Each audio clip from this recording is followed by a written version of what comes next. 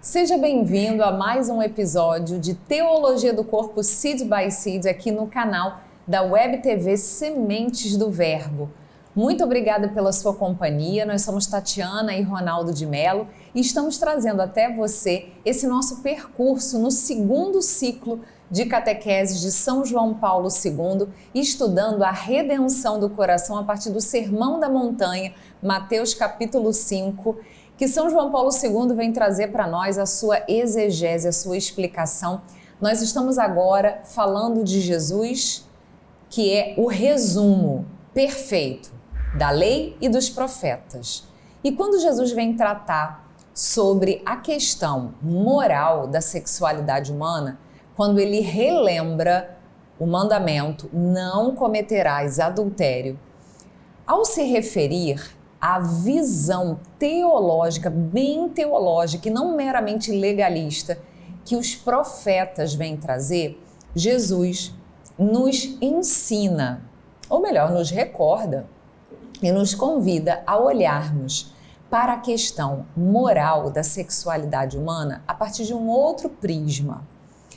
Utilizando a palavra de Deus dos profetas Isaías, Oséias e Ezequiel, Jesus vem nos recordar que o adultério tem em si, traz em si, algo muito maior do que simplesmente a aparência meramente humana e social de um homem e uma mulher que cometem uma traição.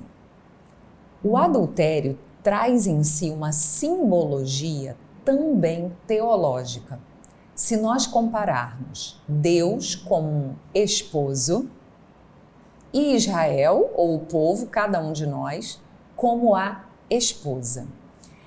Vou começar trazendo aqui o profeta Oséias, mas nós vamos falar um pouquinho sobre esses três profetas que São João Paulo II cita a partir dessa ótica, desse ponto de partida do Sermão da Montanha de Jesus. Em Oséias, capítulo 2, versículo 16, vejam só que bonito o convite que ele faz à sua esposa que o havia traído, que é o mesmo convite que Deus faz a cada um de nós, que quantas vezes também não nos afastamos dele e o traímos. Por isso, eis que eu mesmo a seduzirei, conduzi-la-ei ao deserto e falar-lhe-ei ao coração. Deus quer nos resgatar como o marido que foi traído, mas que ama tanto a sua esposa que quer reconquistá-la, levando-a ao deserto, levando-a a um lugar de solidão onde não tem nada e nem ninguém que possa atrapalhar esse encontro de amor dos dois. O que Jesus quer dizer, então? O que ele quer nos ensinar sobre esse sentido teológico e profundo do que a lei diz: não cometerás adultério? E a gente começa esse nosso encontro relembrando aquelas duas últimas palavras que nós falamos no encontro passado e que é importante a gente ter elas em mente para que a gente possa compreender bem tudo aquilo que vamos meditar e que Jesus quer trazer à reflexão para nós com suas palavras através dos ensinamentos do Papa São João Paulo II. E essas duas palavras são unidade e sinal. Precisamos ter em mente essas duas palavras para que a gente possa compreender o envolvimento da reflexão em torno dessas duas palavras que não devem, não podem perder o seu sentido em si, porque elas transmitirão alguma coisa, transmitirão algum ensinamento a partir das nossas reflexões. Como a Tatiana falou, a gente começa pelo profeta Oséias, e o profeta Oséias vem falar da questão da fidelidade, só que às avessas, porque ele mostra que esse Deus esposo, esse Deus amoroso, que acaba não querendo e não se importando com o pecado da esposa que o traiu, da esposa que o abandonou, da esposa, e essa esposa é o povo de Israel, somos cada um de nós, e ele vai além. o profeta Oséias mostra esse adultério cometido, né, pelo povo que se afasta de Deus como se fosse uma verdadeira prostituição. Então veja a que ponto o relacionamento de cada um de nós enquanto povo de Deus, né, e aqui Oséias retoma o povo de Israel, traiu tanto a presença de Deus, se afastou tanto da presença desse Deus esposo que acolhia o povo, independente da sua condição, do seu pecado, que o profeta Oséias chega a comparar como uma prostituta. E aqui fica... O termo que João Paulo II usa é conjugação, que é quando o adultério é tão grave que não é só um adultério de uma mulher com outro homem, mas é de uma mulher que, mesmo sendo casada, se prostitui. É o que São João Paulo II chama de conjugação. E o profeta Oséias continua mostrando esse Deus misericordioso que tem esperança na conversão, na mudança de atitude dessa mulher, dessa esposa, desse povo que o traíra. Então, é impressionante como Oséias vem mostrar o amor de Deus de uma forma muito concreta e sempre fazendo esse sinal e essa unidade. E aqui fica a atenção que a gente chama para que a gente consiga passar por essa reflexão tendo em mente essas duas palavras, unidade e sinal. Porque as palavras do profeta Oséias são um retrato do que Deus quer fazer com cada um de nós e do que esse Deus esposo quis fazer com Israel esposa. Uma verdadeira unidade. Selar essa aliança para que essa aliança pudesse ser um sinal do seu amor. Então é importante a gente perpassar toda essa nossa reflexão por essa visão da unidade e do sinal. E o profeta Oséias continua... No capítulo 2, versículo 18, não é isso? Isso, exatamente. Capítulo 2, 18. Acontecerá naquele dia, o oráculo do Senhor, que me chamarás meu marido. Afastarei de seus lábios os nomes dos Baais, que eram os falsos deuses, você já deve ter ouvido falar em Baal, né? Para que não sejam mais lembrados por seus nomes. Eu te desposarei, versículo 21, eu te desposarei comigo para sempre. Te desposarei na justiça e no direito, no amor e na ternura. Eu te desposarei na fidelidade e conhecerás ao Senhor. Então vejam como que Deus continua nas palavras do profeta Oséias sendo esse Deus que ama incondicionalmente, né? Uma visão que talvez a gente hoje não tenha, porque hoje vivemos um período, uma época onde um adultério, né? Um afastamento, um erro, um pecado cometido é motivo talvez de um corte, né? de uma perda de contato, né? Uma ruptura total e irreconciliável. Mas Deus continua sendo, e que bom que Ele continua sendo, esse Deus amoroso que quer se aproximar de nós e quer que, além de se aproximar de nós, que a gente também se afaste do pecado. E se reaproxime dele.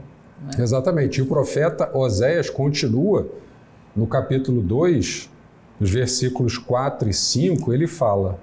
Eu tenho aqui, ó.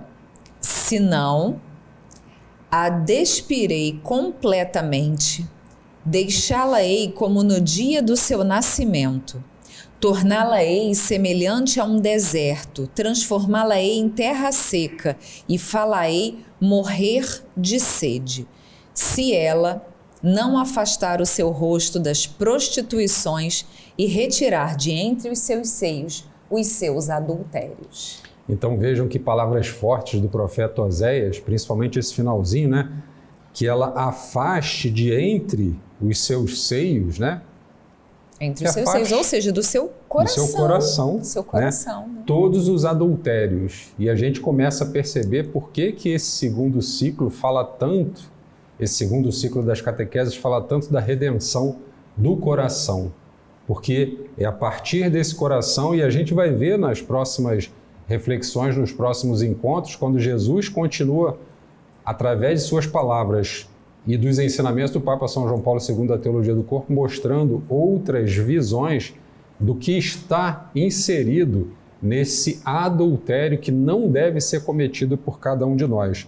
E quando o profeta Oséias fala que a despirei completamente, é no sentido de deixá-la, a mulher adúltera ao ponto de ter se prostituído, despida de qualquer possibilidade de aproximação com Deus, de misericórdia de Deus, de algum suporte, de algum auxílio. Não porque Deus não quisesse conceder esse suporte, mas porque ela própria, com o seu adultério, vai ter se afastado. E aí entra, dando sequência à nossa análise em relação aos profetas, o profeta Ezequiel. Quando o profeta Oséias termina dizendo que vai despir completamente, ou seja, vai tirar tudo que essa mulher prostituta, adúltera, e aqui não nos esqueçamos, quando o profeta fala dessa mulher, ele está falando da esposa Israel, está falando do povo de Deus, está falando de cada um de nós, pecadores, que pecamos e traímos, nos prostituímos com as coisas do mundo e nos afastamos de Deus. E aí, Ezequiel, capítulo 16, nos diz assim, Deus falando com essa mulher, com essa jovem que ele quer desposar. Passei junto de ti e te vi. Era o teu tempo, o tempo de amores. E estendi a aba da minha capa sobre ti e ocultei a tua nudez. Comprometi-me contigo por juramento e fiz aliança contigo, oráculo do Senhor, e te tornaste minha.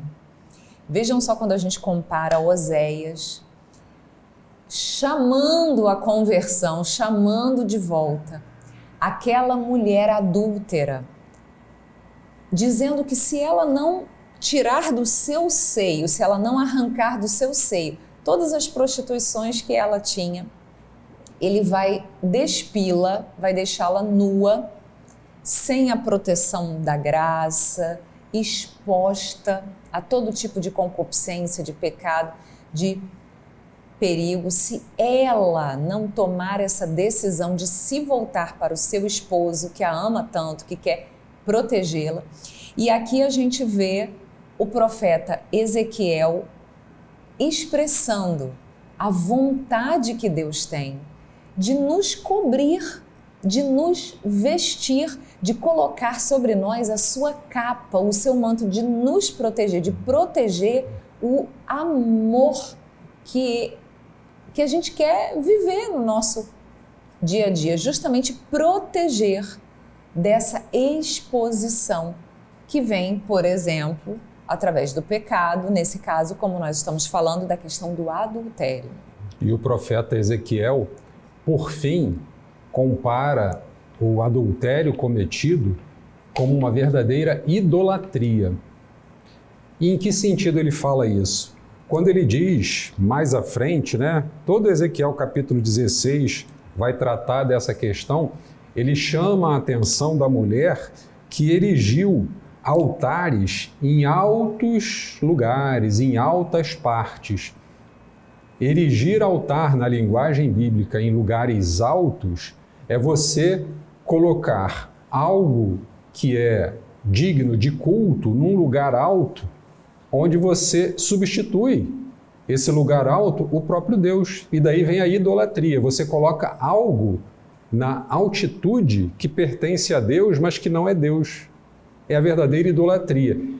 E o profeta Ezequiel fala, quando você faz isso, você idolatra uma realidade que deveria ser a realidade de Deus. E o que é a realidade de Deus? É a fidelidade, é não cometer esse adultério. Então o profeta Ezequiel, de uma forma muito magistral, e aqui a gente tem uma linguagem bíblica muito bem aplicada, mas que o Papa São João Paulo II traduz para a gente, Mas o profeta Ezequiel ainda termina de uma forma muito forte e muito incisiva, quando ele diz que quando você agia dessa forma, né, quando você, esposa Israel, adúltera, que agia numa forma de prostituição, quando você se afastava de Deus, né, e essa mensagem é para cada um de nós, não agias como uma prostituta à procura de ganho. Né? Ele diz, você quando pecava, você, Israel, esposa, você, povo de Deus que se afasta de mim, você não agia como uma prostituta à procura de ganho, mas como uma adúltera que acolhe estranhos no lugar do marido. Ou seja, mostra que esse adultério de colocar alguém no lugar do marido é esse adultério idolátrico de colocar alguém no lugar de Deus, que é esse esposo, que é esse marido. Então o profeta Ezequiel traz de uma forma muito bonita, né, muito forte, muito incisiva, fazendo esse paralelo. E vejam bem, ele nem considera a gravidade, né, e aqui entendamos o contexto bíblico, de uma prostituta que vende o seu corpo em troca de dinheiro. Mas é muito pior essa mulher compromissada que coloca alguém que não é o seu marido no lugar do seu marido. E aí adultera, né?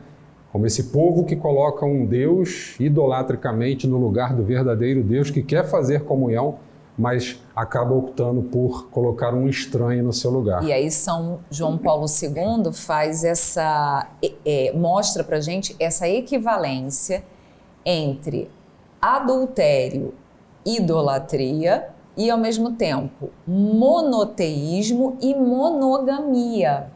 Então, como essas realidades podem ser equiparadas?